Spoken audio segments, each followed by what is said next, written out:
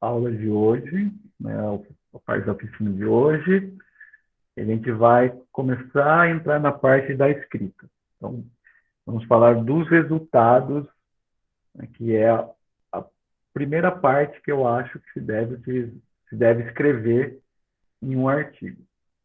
Então, aqui a gente está partindo do pressuposto que vocês já têm os resultados analisados e análise estatística feita. Tá? Então, já estão com os resultados em mãos, vocês já sabem os resultados, né, pela análise estatística, e aí vocês vão começar a escrever, ok?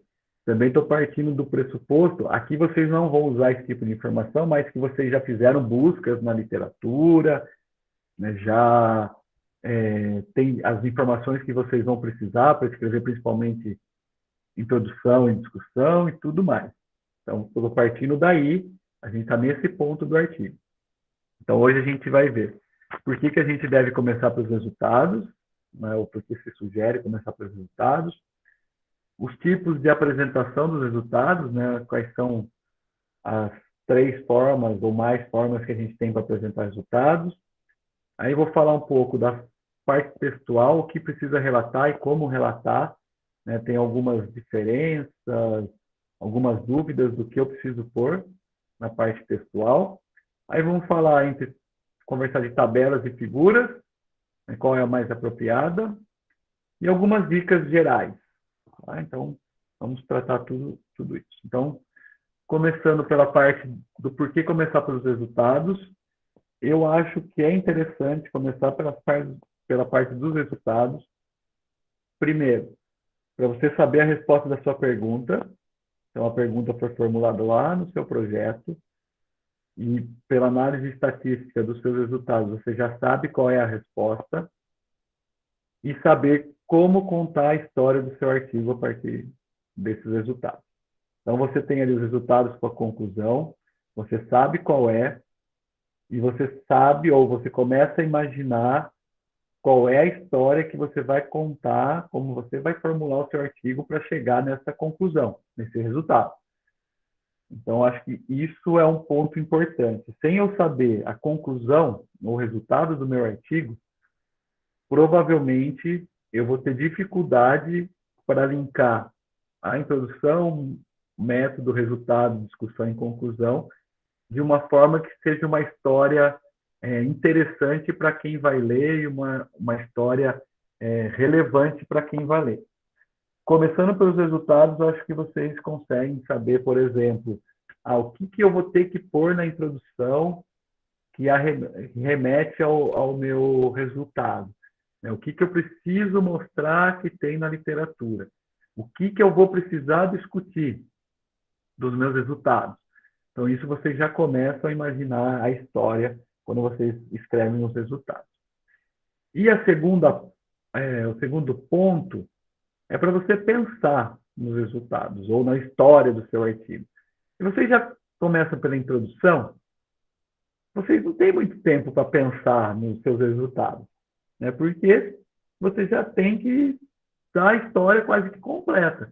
Vocês começando pelos resultados e depois indo para o método, né, que é a semana que vem, vocês começam a imaginar o que vocês têm que colocar na introdução, o que vocês precisam discutir, a argumentação, né? E eu não sei, no caso de vocês, acho que eu já falei isso aqui, muitas vezes eu tenho ideias quando eu não estou trabalhando no artigo ou escrevendo. Né? Eu comecei a escrever, estou fazendo alguma coisa, aí saio para fazer outra coisa, estou lá no carro, aí eu tenho uma ideia de uma explicação para um resultado, de uma possibilidade de contextualização. Então, se vocês fazem a toque de caixa isso, vocês não têm tempo para pensar na história. E muitas vezes vocês não têm outras ideias. Então, vocês tendo mais tempo, isso ajuda a vocês a pensarem melhor a como escrever a história do artigo. E o artigo, né, tem várias histórias, ou eu posso contar a história de várias formas. Né? E a gente faz isso no dia a dia. Você pergunta para uma pessoa, o que aconteceu ontem lá no bar, por exemplo. ela vai contar a versão dela, a visão dela. Se você perguntar para outra pessoa que também estava lá, pode ser que a versão seja, não sei se completamente diferente, né? Vamos pensar que a pessoa fique focada nos fatos e não inventando história, mas a interpretação dela pode ser diferente.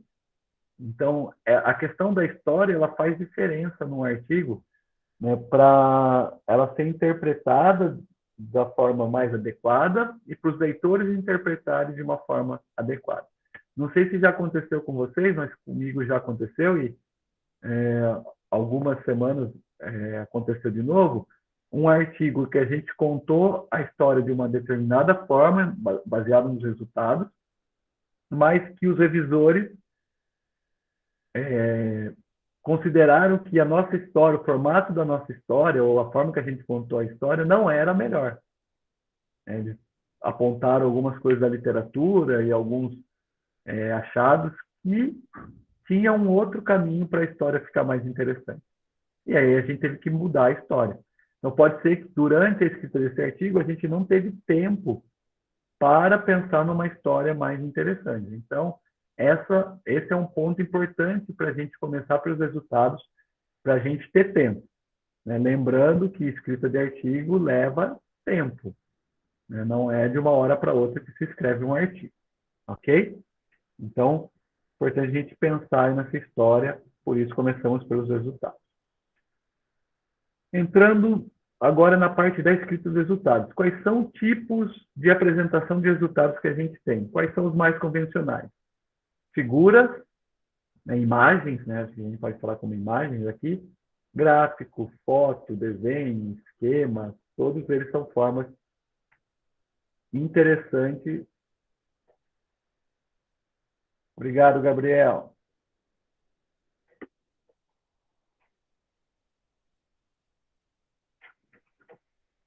É a segunda vez que eu faço isso no dia.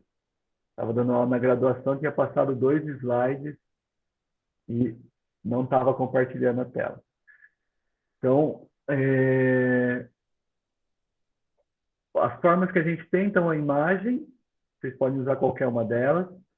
Tabelas, que envolve números, palavras, desenhos, a gente pode fazer tabelas com desenhos, né? Compilar imagem com tabela e texto, tá? Ainda tem, hoje em dia, muito divulgado e bem interessante, infográficos, que podem estar tanto na parte do artigo em si, ou uma forma de você divulgar o artigo, vídeos e arquivos de som.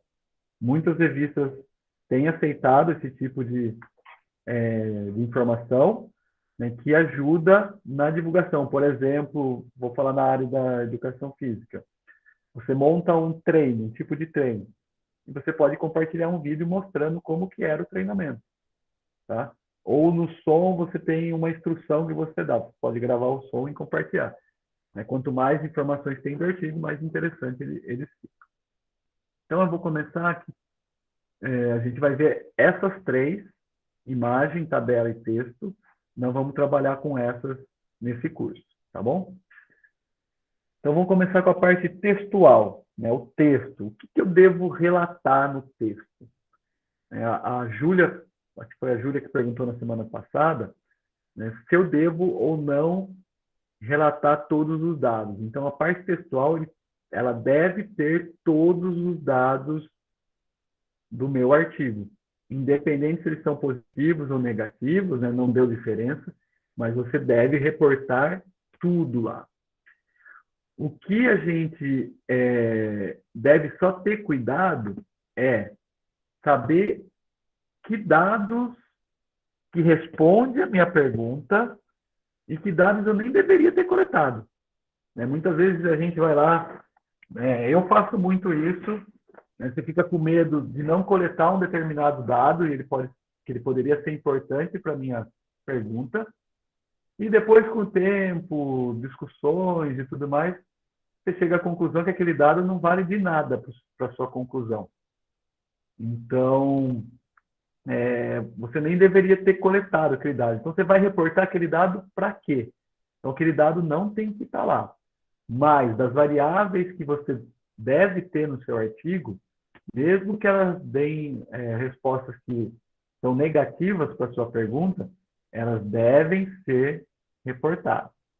Então, aqui, quando eu falo menos é mais, é que muitas vezes é melhor a gente centrar em variáveis, em poucas variáveis que vão responder ao meu estudo, do que eu ter um leque de variáveis que muitas vezes não tem muita relação com aquilo que eu quero responder.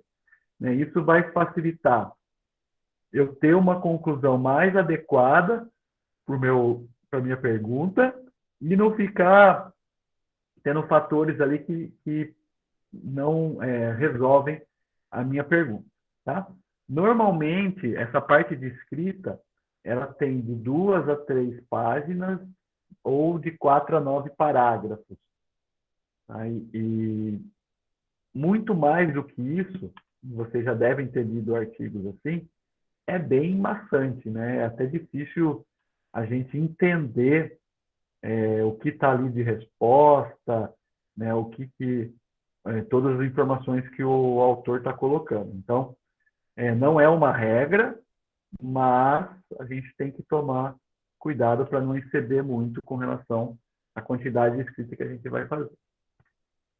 Um outro ponto da parte textual, né, que hoje, né, se tem muito nos artigos, é a questão do material suplementar, né, ou complementar. A maioria das revistas aceita esse tipo de material, mas muitos autores não sabem como utilizá-lo, ou não sabem o que colocar nesse material. Então, um ponto importante desse material é que ele não deve apenas ser utilizado para colocar dados que não foram reportados. Ou, por exemplo, vou partir da ideia que eu vou reportar no meu artigo apenas os resultados significativos.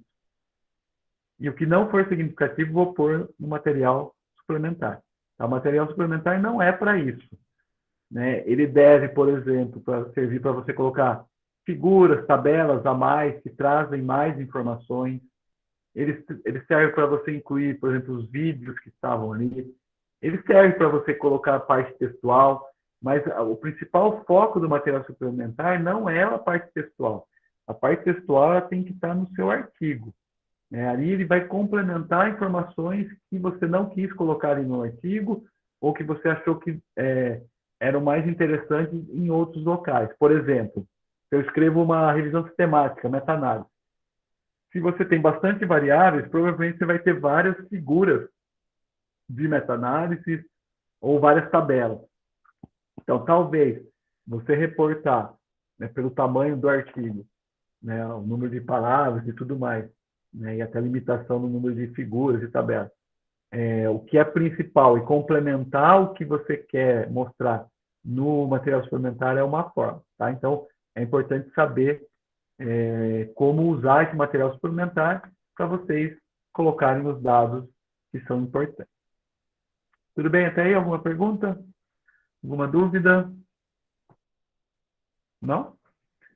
Bom, como que eu faço a parte escrita? Né? Então, acho que 2 perguntas principais que vocês têm aí, né, que muitos autores têm. Eu vou escrever, vou fazer minha parte escrita por parâmetro ou colocar variáveis relacionadas em conjunto para apresentar, e eu vou apresentar só efeito principal, só interação, ou tenho que apresentar as duas coisas. Tá? Então, eu vou responder separado as perguntas. Então, basicamente, a gente tem 2 formas aqui de apresentar. Né? Dizem que essa da esquerda aqui, né, ela é a mais convencional, que é por parâmetro, mas a gente também pode apresentar por conjunto de variáveis. Então, por exemplo, são artigos diferentes aqui, tá? Eu posso apresentar por parâmetro, então aqui, por exemplo, tem a amplitude da oscilação postural, tenho velocidade da oscilação e tenho frequência média. Então, eu vou apresentando as informações Né? E vejam que aqui eu tenho... Tá.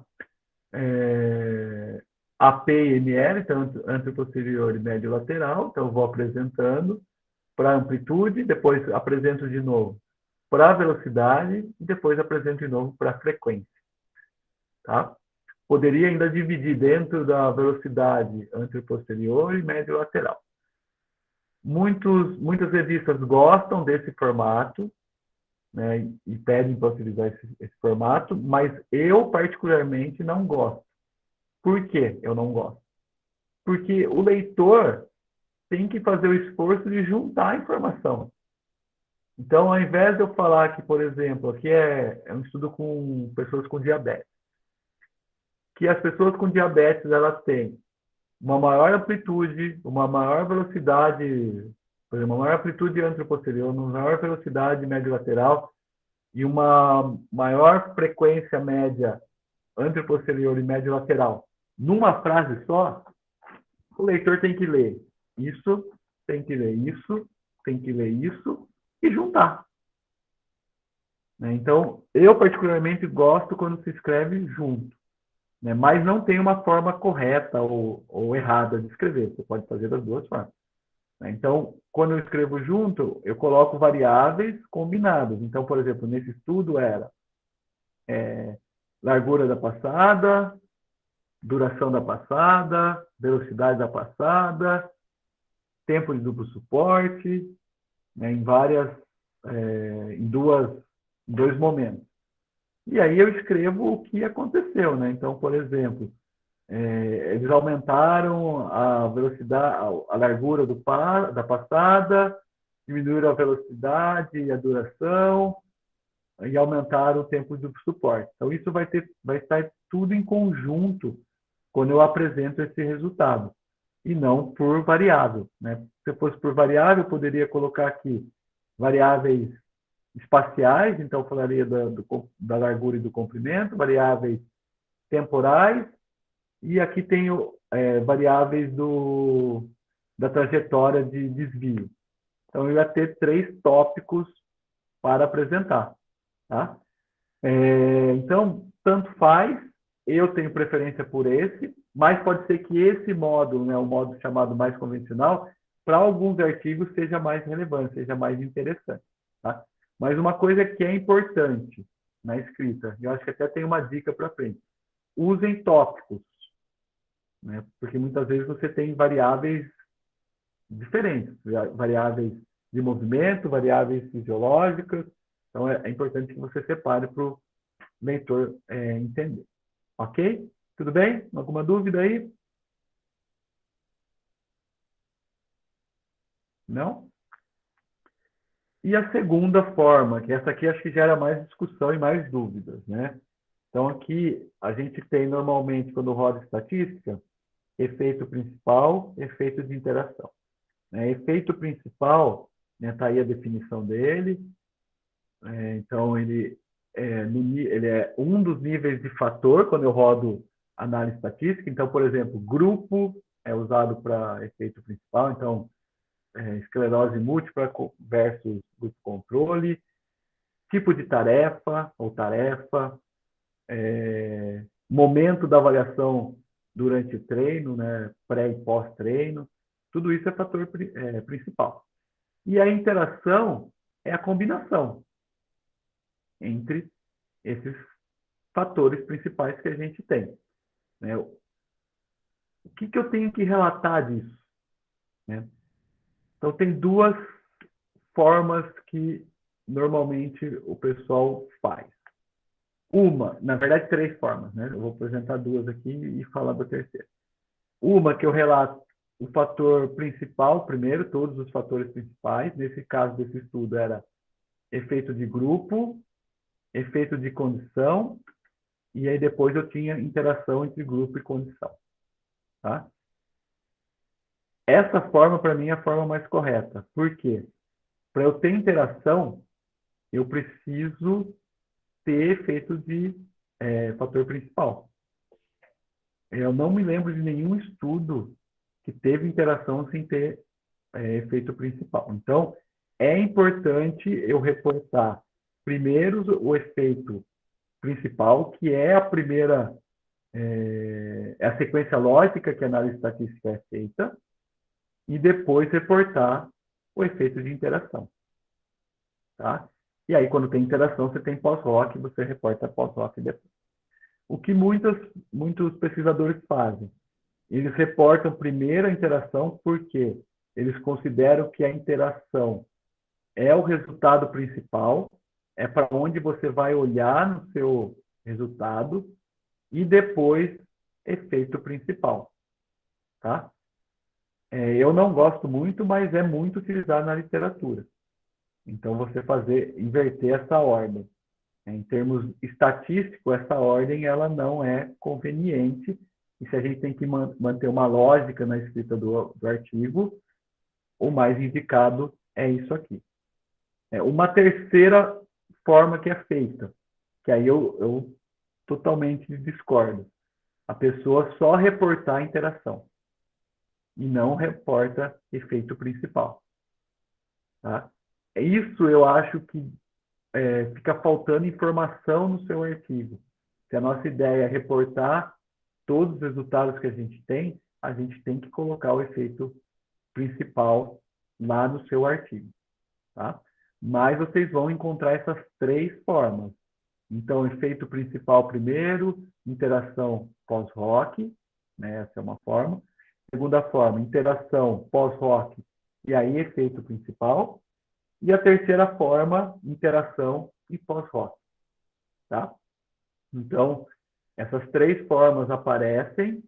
Novamente, não é errado nenhuma das três, né? Mas, para mim, em termos lógicos, em termos de manter uma lógica estatística, você apresentar efeito principal e depois interação e pós-hoc é a forma mais esperada de apresentação dos resultados. Tudo bem? Tudo bem da parte escrita? Até aí, alguma dúvida? Alguém tem alguma outra forma que já viu a parte escrita do artigo que quer comentar ou quer perguntar?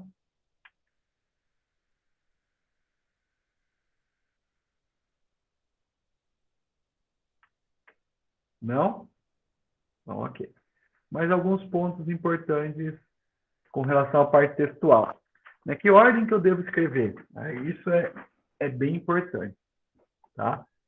O que eu recomendo, sempre mantenha concordância com o método. Então, se no método você apresenta a variável x primeiro, depois a y e depois a z, é importante que nos resultados você mantenha essa sequência. Porque para quem está lendo fica mais fácil, né, ou é esperado que você venha nessa sequência. Mas você pode seguir uma ordem cronológica, caso seus dados tenham uma ordem cronológica, agrupar por tópico ou experimento, né? Se você tem mais de um experimento, é recomendado que você faça isso. Do geral para o específico, isso acontece bastante, né? Então, eu reporto, por exemplo, dados de características primeiro, dados mais gerais, depois vou para o específico, e acho que é a forma mais interessante, né? E dos resultados mais importantes para os resultados menos importantes. Né? Por quê? Se você tem um certo número alto de variáveis, quando a pessoa vai chegar lá no resultado importante e ele está lá por último, às vezes ela já está cansada da leitura ou ela não está prestando mais atenção. Então, reportar os resultados mais importantes antes dos menos importantes é interessante, mas para isso, ajuste seu método também para manter a concordância. Então, variáveis mais importantes que vêm primeiro, né, mais importantes é pensando na resposta da sua pergunta. E depois, variáveis menos importantes vêm depois. Tá? Mas, provavelmente, vocês já devem ter visto qualquer uma dessas sequências em termos da apresentação. Tudo bem? Pode perguntar, Vanessa. Boa tarde, né?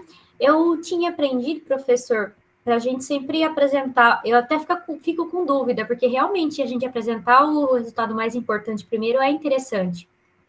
Mas eu aprendi que a gente deve colocar os métodos sempre na ordem cronológica, né? Do que foi feito primeiro, do que foi feito por último.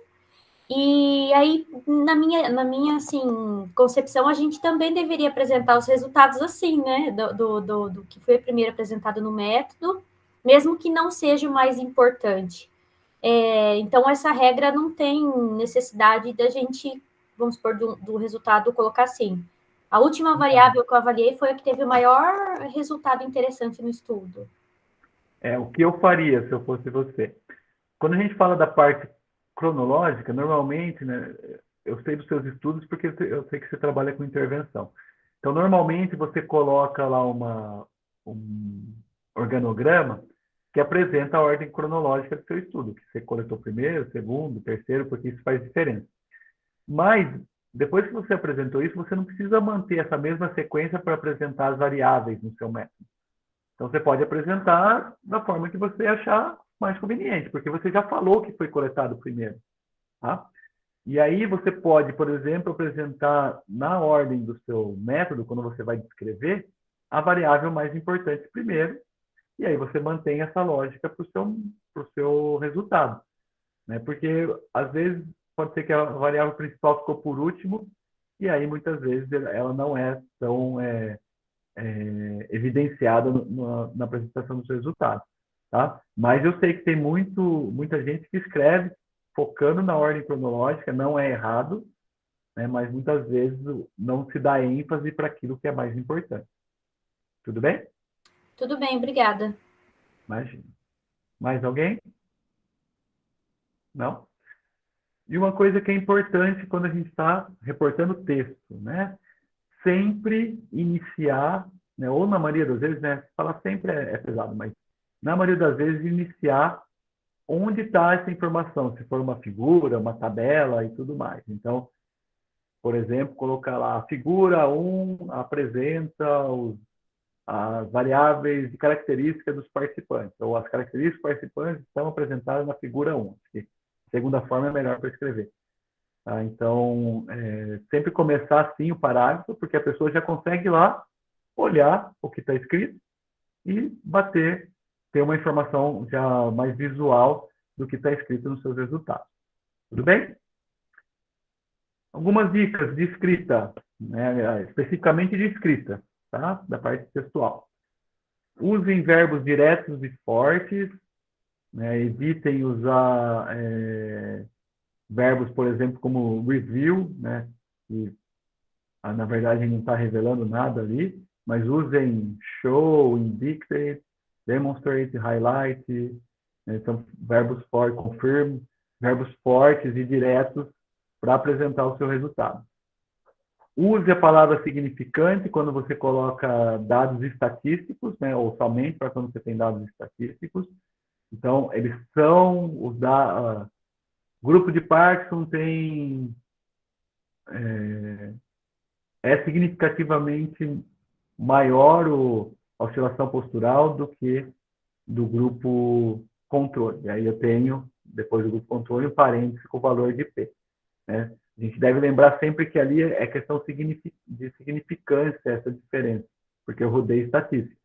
Né? Pode ser que, por exemplo, eu tenha um valor de 28,5, um valor de 28,1 e ser significativamente diferente, ou pode ser que eles sejam iguais. Então, eu uso essa palavra significante para mostrar que eles são diferentes para aquela significância que eu estou usando.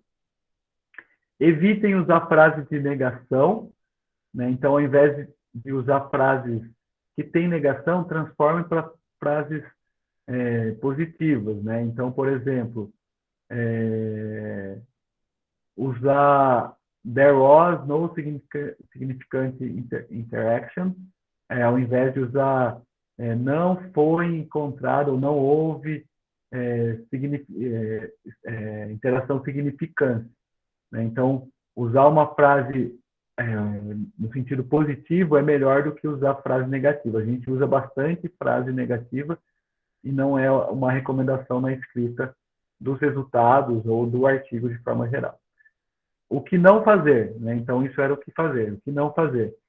Então, não usar o review, evitar ou não usar advérbios, né, que fale interessantemente, infelizmente, curiosamente. a não ser que você queira enfatizar aquele resultado.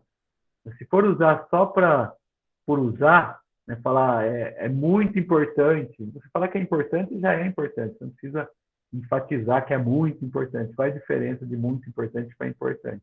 Tá? Então, evite usar esses advérbios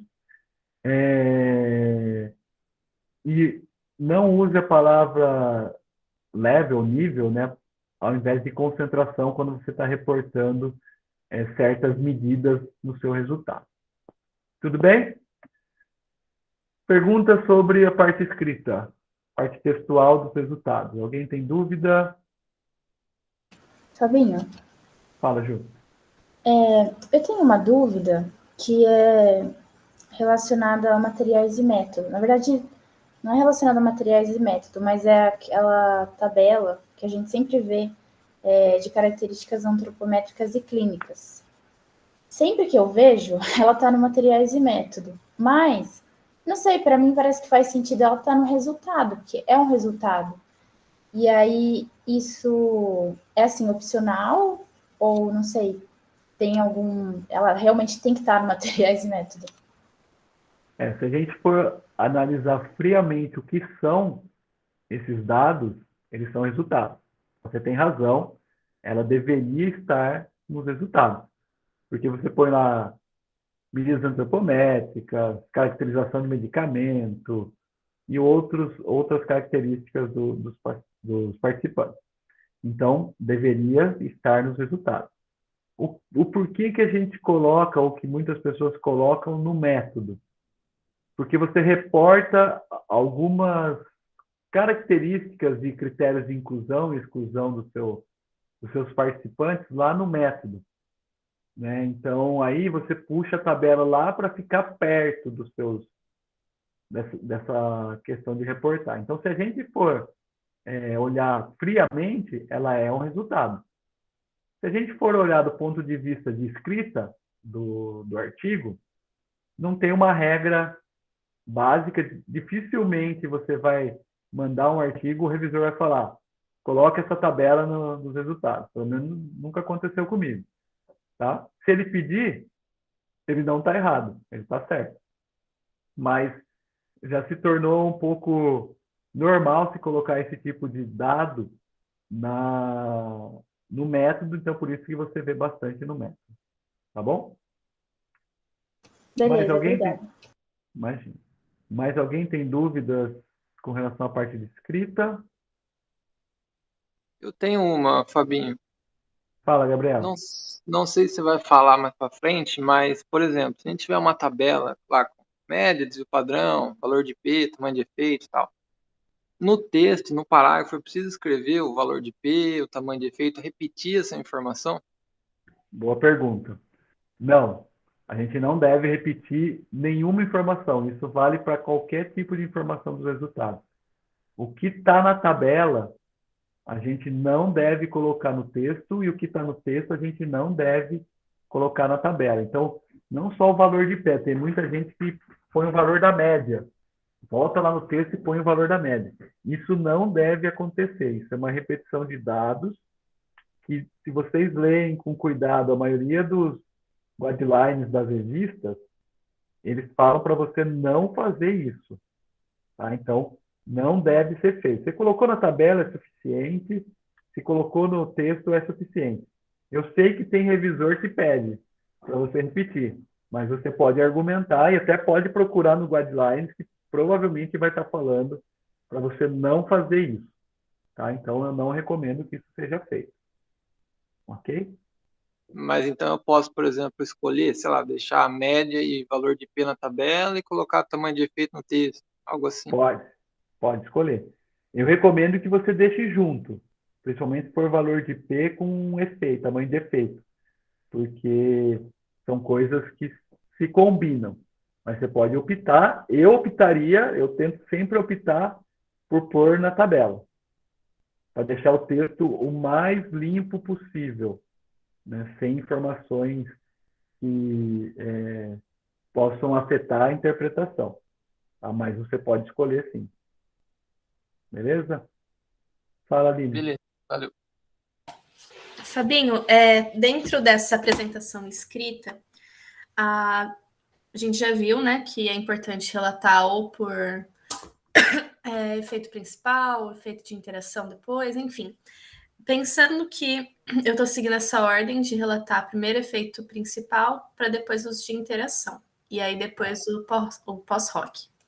Você acha interessante, nessa parte escrita, a gente também colocar a magnitude da diferença? Então, por exemplo, teve o comprimento de passo foi maior em tal grupo do que em outro. E aí coloca o valor de P.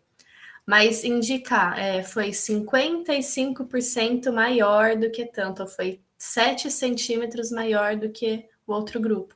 Porque às vezes eu vejo em alguns artigos não escrito quanto que foi, só que foi diferente.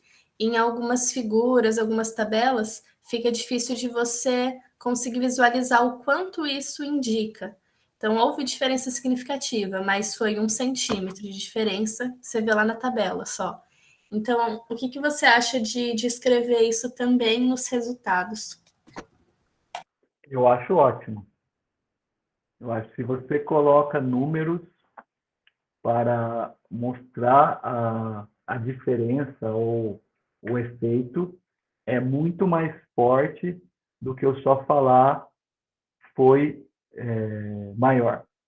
Então, se eu sei que foi 50% maior, quer dizer que foi bem maior. Pode ser dado significante com 1%. E pode ser que por uma variável X, 1% é muito. E pode ser que por uma outra variável, 1% é pouco. Então, eu acho bem interessante você colocar essa magnitude. Então, o quanto maior foi, o quanto menor foi, né, na escrita. Isso reforça bem, ou ele chama atenção para aquele seu resultado que você encontrou. Tá. Eu recomendo esse tipo de escrita. Porque tem algumas tabelas, eu fiquei na dúvida porque você comentou agora de não repetir, né, muitas informações. E tem pessoas que apresentam os resultados na tabela, mas não indicam o quanto foi essa diferença, né?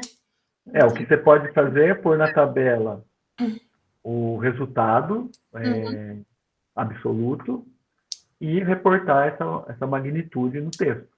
Você não está repetindo informação, porque você não deu essa informação na tabela, você só deu que eles eram diferentes. O valor exato, né? Sim. Aí, provavelmente, se eles eram maiores ou menores, tá? E aí, nessa sua pergunta, eu lembrei de uma outra coisa que acho que é importante, né? O que acontece em alguns casos. As pessoas reportam assim o resultado. O grupo controle foi diferente do grupo parto. E pronto. Ser diferente não quer dizer nada. O importante é você reportar se foi maior, menor. Esse tipo de informação é mais importante do que você falar que foi diferente. O valor de P me fala se foi diferente ou não. Então, é importante que eu reporte o sentido dessa diferença, maior ou menor, e se você conseguir complementar com a magnitude, fica excelente o seu texto. Beleza, obrigada. Imagina. Mais alguém tem dúvidas, perguntas? Não? Bom, então vamos entrar aqui numa grande discussão que se tem na apresentação de resultados. Tabelas ou figuras? Então, daqui a pouco eu respondo essa pergunta. O que é mais importante, independente se eu for para tabela ou figura? Não deixe o seu leitor interpretar sozinho o que está na sua figura ou na sua tabela. Guie ele pela tabela. Isso pode ser feito no texto, na parte textual, ou na descrição, na legenda da sua tabela e da sua figura. Onde está o principal resultado? Para que informação que ele tem que olhar? Símbolos de significância e tudo mais. Não esperem que o leitor faça o trabalho de interpretação. O escritor que tem que fazer esse trabalho. A gente subentender que o leitor entende do assunto ou vai entender o que está ali é um dos grandes erros que a gente faz na escrita, né? Também a gente não precisa escrever como se fosse para uma criança de 6 anos de idade, né? Então, a gente pode ir mais direto, mas a gente tem que dar informação, né? Informação completa, né? Para a pessoa poder seguir, né? E conseguir entender o que está ali. Tá? Então, guie. Primeira coisa, quando a gente está colocando tabelas de figuras, deem guias para a pessoa. Bom, aí entramos nessa discussão, tabelas ou figuras. Tá? Na minha opinião, de muitas pessoas, acho que da maioria das pessoas, imagem é melhor que texto. Então, figuras vão ser melhores do que tabelas. Então, veja essa aqui, ó. Tudo que eu estou colocando aqui é artigo do meu grupo, tá? As publicações que a gente tem. Essa figura representa essa tabela, a interação dessa tabela. Onde está mais fácil para vocês verem? Vocês conseguem interpretar a tabela rápido aí? Provavelmente não. Na figura, vocês batendo o olho, vocês conseguem ver que tem alguma diferença entre grupos, né, olhando aqui, né, entre momentos e tudo mais. Então, sempre que for possível, usem imagens, figuras, né, e figuras claras, boas, tá? Não quer dizer que nunca você vai usar tabela, mas se você tiver a opção de usar figura no lugar de uma tabela, use figura, tá? Então, essa é a minha recomendação inicial. Imagem é mais marcante, mais fácil de lembrar e traz a informação bem mais fácil, ok? Então, quando for trabalhar com imagens, com figuras, inovem em figuras. A gente tem muito tipo de imagem. Dá para a gente criar vários gráficos diferentes, mais fáceis, mais difíceis de entender, quanto mais fácil, melhor, né? E que são muito relevantes para você apresentar os seus resultados. Tá? Então, inovem. Façam diferente. Não fica lá só no gráfico de barra, só no gráfico de linha. Quanto mais interessante for a sua imagem, mais ela vai ficar marcada, mais outros autores podem utilizar, podem citar a sua imagem. Hoje em dia, muitas revistas estão pedindo esse tipo de gráfico aqui, ó, que a linha representa a média, mas também mostra o resultado individualizado em cada uma das variáveis ou em cada um dos momentos, né? Então, é um gráfico bem interessante que hoje em dia está sendo bastante utilizado em revistas de alto impacto, tá? Então, comecem a olhar diferente ou pensar nesse tipo de gráfico, né, como uma forma de vocês apresentar os resultados no formato de imagem, tá? Algumas dicas para um bom gráfico, para vocês fazerem um gráfico bom. Chame atenção para os dados, não para o gráfico em si. Então, para os resultados que você tem, para os efeitos. E não para a imagem, colocar lá uma imagem bonitinha, lá, né? Óbvio, você pode colocar, mas tente trazer o leitor para focar nos resultados dos dados. Tá? Um erro muito grande que acontece, a gente usa letras muito pequenas e não é legível, né? Então, deixem o tamanho dos números, rótulos e tudo mais legíveis, né? E também com significado claro.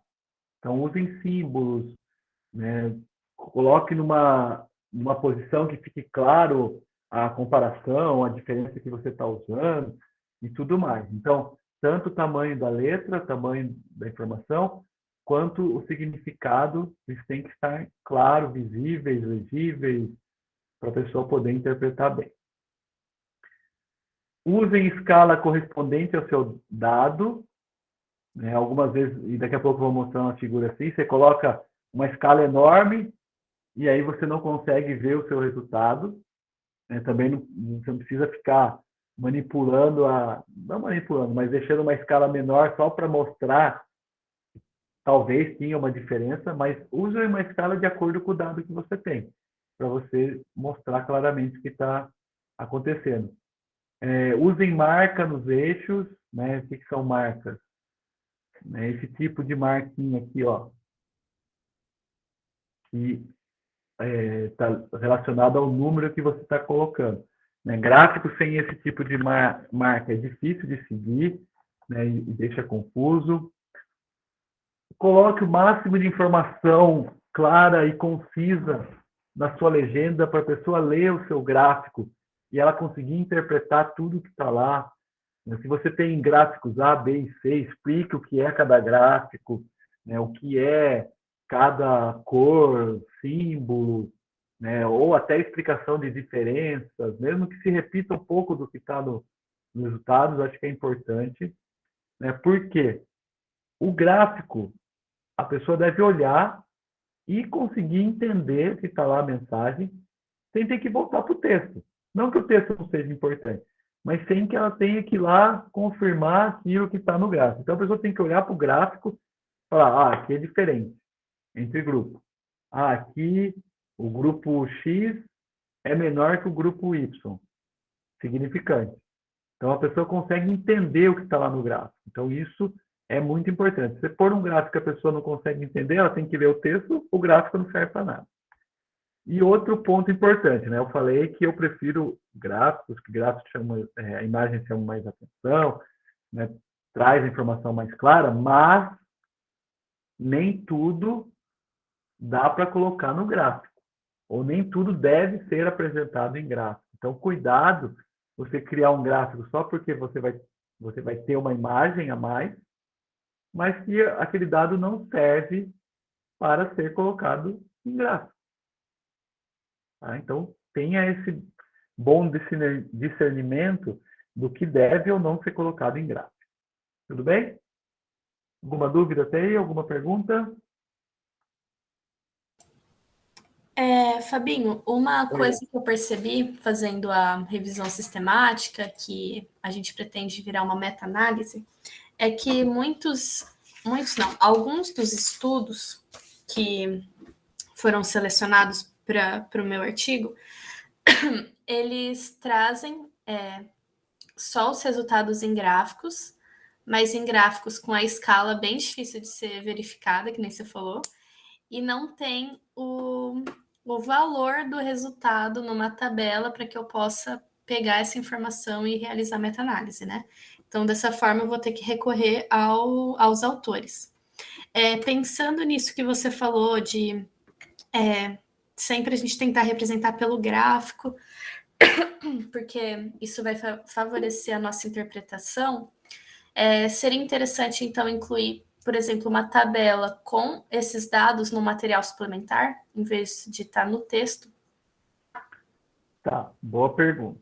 Então, eu vou responder primeiro a sua pergunta. Você não precisa reportar duas vezes, ou você não deve reportar duas vezes. Tá? Então, eu recomendo que seja mantido só em gráfico mesmo que seja difícil você ter o dado preciso. Uhum. Tá? Então, essa é a minha resposta para a sua pergunta. Da questão de você conseguir buscar esse dado ou pegar esse valor preciso para apresentar numa revisão sistemática, uma meta-análise. Nós temos uma rotina do MATLAB que faz isso. E dá para a gente emprestar para quem precisar, aí, desde que seja citado. Então, você usando essa rotina, você consegue tirar esse dado, extrair esse dado preciso do gráfico. Então, por isso eu acho que não é necessário você incluir uma tabela também, a não ser que seja solicitado pelo revisor ou editor. Tá. Ok? Ok, obrigada. Imagina. Mais alguém? Bom, aqui alguns erros, tá? Para vocês verem, né? Por exemplo, eu aumentar muito a escala do eixo. Então, aqui no caso tanto no eixo Y quanto X, começar aqui do zero, vejam que não dá para ver nada. a dispersão, aqui eu consigo ver a dispersão, e talvez esses dados seriam melhor apresentados num gráfico de dispersão, que mostra o quanto eles são diferentes, tá, do que num gráfico de relação. Aqui também, de novo, a escala, vejam que quase não parece que tem diferença aqui, né? E se eu mudo a escala, isso acontece. Mas uma coisa importante da escala, tá? Algumas revistas pedem que comece do zero a escala.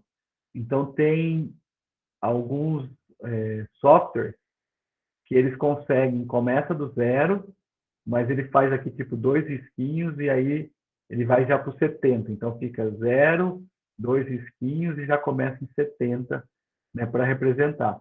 Na minha opinião, não tem por que começar do zero se o zero não é relevante, né? Então, mas algumas revistas pedem e aí você consegue reportar melhor. Então, cuidado com as escalas, com o tipo de gráfico, né, com símbolos e tudo mais, quando vocês forem reportar um gráfico. Ok? E tabelas? Então, não devo usar tabela? Não, vocês devem usar tabela também para reportar os seus dados. Quando? Quando eu preciso de dados precisos, a Aline acabou de dar um exemplo. Então, se eu quero reportar as casas decimais, gráfico, tabela é melhor do que gráfico. Eu consigo lá, ponto 76, tá? Ponto 65, eu consigo. No gráfico, muitas vezes, isso não vai aparecer. Então, se eu preciso apresentar dados precisos, tabela é recomendada.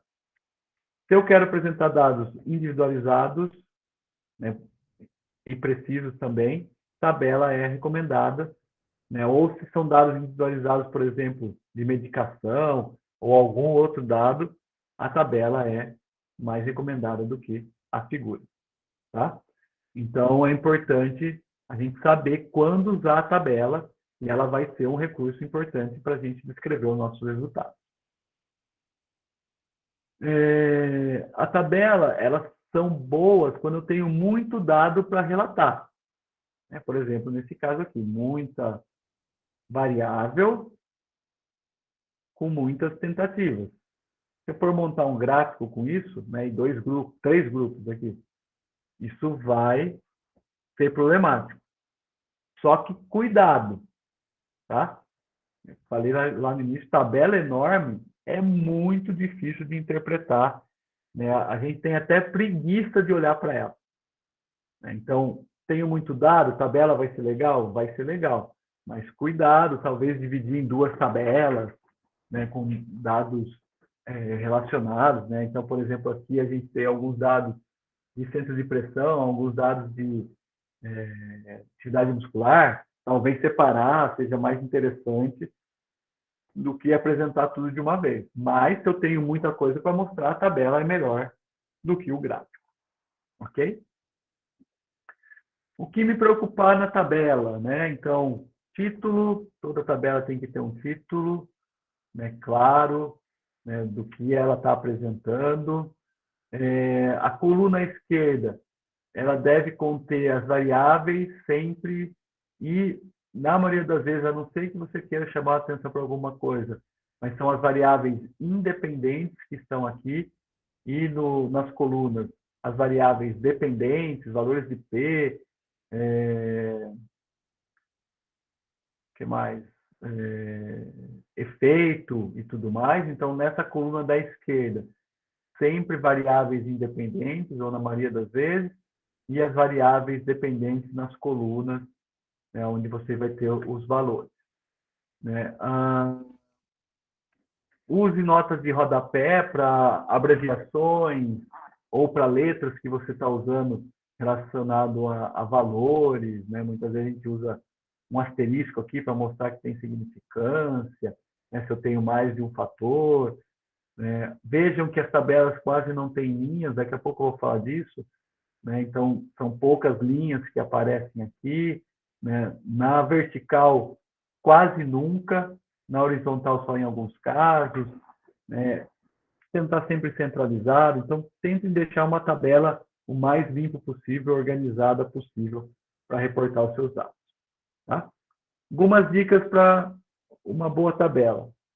Né? Os títulos devem todos ser justificados à esquerda, porque isso facilita vocês a interpretar a tabela, olhar e fazer relação do número com a palavra. Os campos devem ter pontos decimais. E aí, quantos decimais usar? Normalmente, pelo menos 2, mas depende da revista, pode ser que ela peça mais, ou do que você está reportando, você precisa colocar mais casas decimais, mas 2 casas decimais é o mínimo. Use símbolos, né, de mais ou menos nas barras, né, para representar, parênteses devem ser alinhados, né, e tudo isso é importante.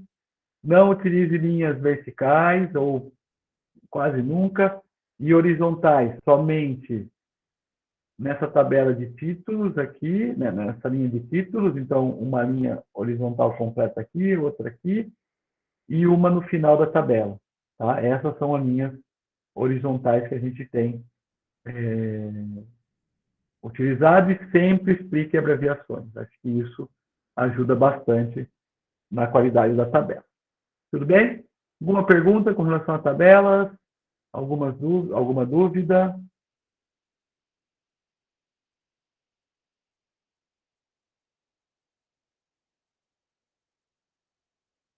Olha, Ana, a gente pode optar por colocar as tabelas no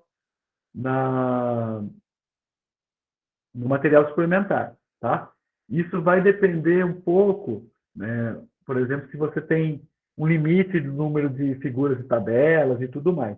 Se você não tem limite, eu não vejo necessidade de você colocar no material suplementar. Você pode colocar no próprio texto as tabelas. Tá? Caso você tenha limite, se você tiver que escolher, eu sempre escolheria deixar a figura no artigo e a tabela no material suplementar. Tudo bem? Mais alguém tem alguma pergunta? Fabinho, você Fala. comentou que é indicado que na primeira coluna da esquerda fiquem as variáveis independentes. Dependente. Isso. E nas outras, as variáveis dependentes. Mas, por exemplo, quando a gente tem muitas variáveis dependentes e está sendo feito, por exemplo, um treino, ou a gente quer relatar os efeitos de grupo e do treino, enfim. Aí a gente pode colocar essas variáveis dependentes na primeira coluna, né? Fazer a troca. Eu só recomendo que você faça isso se isso vai mostrar melhor os seus dados. Uhum. Se for mostrar, sim. Se não, mantenha sempre esse padrão, que é o padrão esperado. Tá. Tá? Mais alguém? Não? Algumas dicas para a gente encerrar aqui. Já estamos em cima da hora aqui. Tá? Então, nos resultados, de modo geral, não importa onde, tá? Recomendo sempre em tabelas ou nas figuras. Reporte valores de significância, tamanho de efeito, intervalo de confiança, tudo isso deve estar nos seus resultados. Né? Não fique apenas centrado em média, desvio padrão ou erro padrão. Esses são os convencionais, mas sempre coloque mais dados que mostram variância do seu resultado, tamanho do efeito, significância e tudo mais. Mantenha uma consistência na escrita, a gente falou sobre isso, método e resultados, mas também consistência no formato do parágrafo. Né? Lembre lá no paralelismo que a gente falou na escrita. Então, mantenha uma consistência na escrita do parágrafo, isso vai facilitar para o seu leitor entender. Use sempre o tempo verbal no passado dos resultados, né? Porque ele já foi feito, já foi calculado. Símbolos são muito importantes em tabelas e figuras.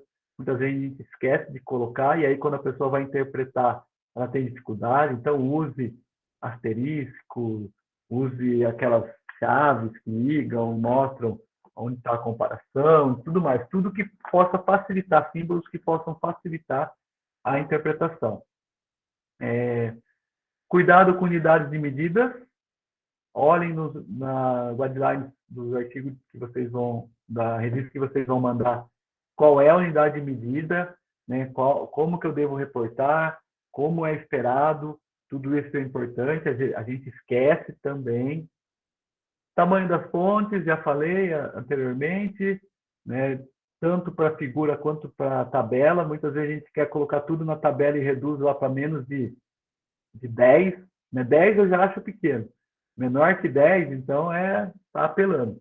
Se você está tendo que reduzir assim o tamanho da sua letra, provavelmente o que está na sua tabela e na sua figura tem coisa que não é relevante, não deveria estar ali. Você consegue reduzir. Tá? Isso acontece muito em revisão sistemática. Quando colocar muito a parte escrita na tabela, né? Então eu reduzo o tamanho da letra, mas ninguém consegue ler depois. Então, reduz a informação. Cuidado com resultados não publicados. Muitas vezes você não coloca um resultado nos seus resultados e depois você vai discutir esses resultados. Então, cuidado com isso. Isso as revistas ou os revisores pegam. Então, reporte lá os resultados, não deixem de reportar, né, para depois você também poder discutir ou até citar em outros artigos que você vai utilizar. Então, cuidado com isso. Reporte apenas os resultados nessa sessão. Esse é um ponto importante, né? Muita gente faz esse erro. Reporta método, discute, interpreta, tá? A sessão de resultados é para reportar resultados. Não é para ter método, não é para ter interpretação, não é para ter comparação, não é para ter discussão. Então, cuidado com isso, se policiem para não fazer isso. Tá? Um outro grande erro, né, que eu escuto bastante no nosso grupo. Tendência não é significância e não deve ser reportado. Se você definiu o valor de P para 0,05 e deu 0,06, isso não é significante. Tá? Então, mude o valor de P. Você pode pôr o P que você quiser, desde que você justifique. Né? Então, você quer que seja significante? Assuma um erro maior, não um erro de 95%, de 5%. Assuma um erro de 6%. Tá? Então, tendência não deve ser reportado. Não deve se importar com ela. Ela não é um resultado que você deve dar relevância. Enfatize o que é importante, dê foco, mostre isso com clareza, mostre o seu resultado principal para o leitor ficar focado nele. Então, isso é importante enfatizar. Então, a forma que você escreve faz muita diferença. Tá? Mantenha o formato de figuras e tabelas de acordo com as normas de revista, básico, falamos semana passada, mas muitas vezes a gente esquece. Então, olhem lá para a revista. Algumas revistas são um pouco mais criteriosas com relação a tabelas e figuras, elas querem daquele jeito e vocês não podem mudar. Então, mantenha isso dentro das normas. E uma coisa importante, que muitas vezes a gente não faz, crie esquemas de imagens que resumem os resultados, que mostram o resultado. Não só a figura lá de barra, que mostra lá o de linha. Mas depois que você fez todo o seu resultado, talvez indo já para a discussão, uma figura que resume os seus resultados principais ou os seus achados, ela pode ser uma marca que vai levar para outros artigos, que vai ser citado, essa figura vai ser citada em outros artigos, né? E não deixa só no papel do leitor dele fazer esse resumo. Então, no nosso grupo, a gente tem utilizado muito essas figuras. Algumas figuras já foram citadas em outros artigos usados. Então, use a figura, esse esquema, para representar de uma forma resumida o que vocês encontraram no artigo de vocês. Tudo bem? Alguma pergunta? Alguma dúvida?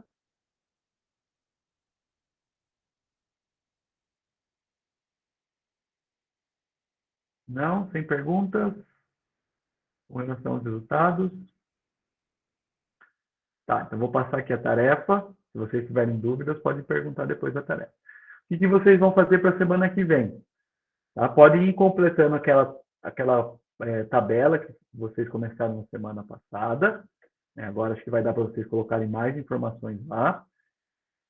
Além de completar. Então, escrevam a parte textual dos resultados que vocês vão trabalhar aqui na oficina como resultado. Então, comecem a escrever ou escrevam eles completos, de forma completa, e desenvolvam tabelas e figuras que representem os seus resultados. Tá? O que eu vou pedir para vocês mostrarem semana que vem? Alguém mostrar, quem quiser mostrar. Principalmente a parte de tabela e figura.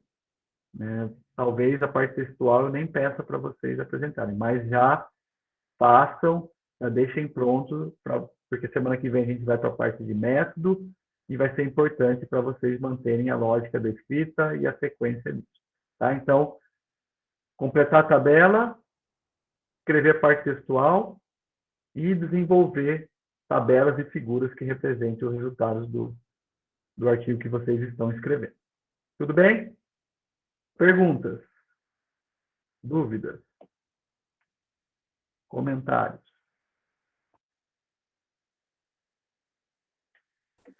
Fabinho, a última coisa que eu quero perguntar.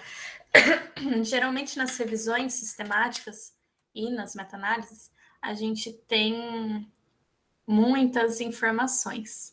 É um texto mais longo, até às vezes um pouco maçante.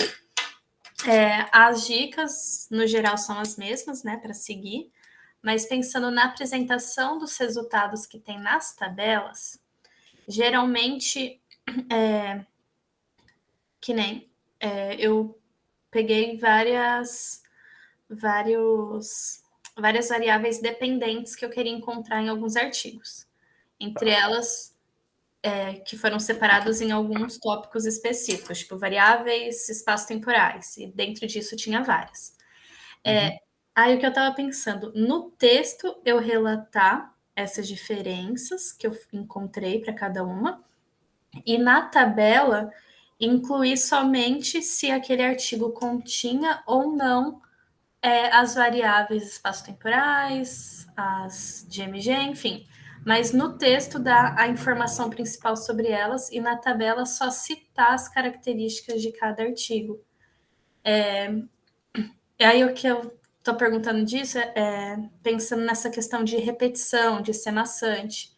Aí será que é melhor nem relatar na tabela, já ir direto para o texto? A revisão ela é um pouco mais complicada a escrita do que um artigo original. Algumas revistas elas pedem que você seja bem detalhista nas informações que você coloca numa revisão. Então, pode ser que seja interessante você reportar coisas semelhantes no texto e na tabela, mas tomar bastante cuidado para você não ficar muito repetitivo. Então, talvez você pode reportar as informações gerais e diferenças na parte escrita e também alguns detalhes que sejam relevantes de algum artigo. E na tabela, você trabalhar com valores. Tá. Além de colocar qual variável que estava no artigo, mas também valores de média, desvio padrão, que você tem para esses dados. Então, aí você não repete tanto as informações que estão na parte escrita e na tabela. Tá, perfeito. Obrigada. Beleza? Mais alguém? Mais alguém tem perguntas? Dúvidas?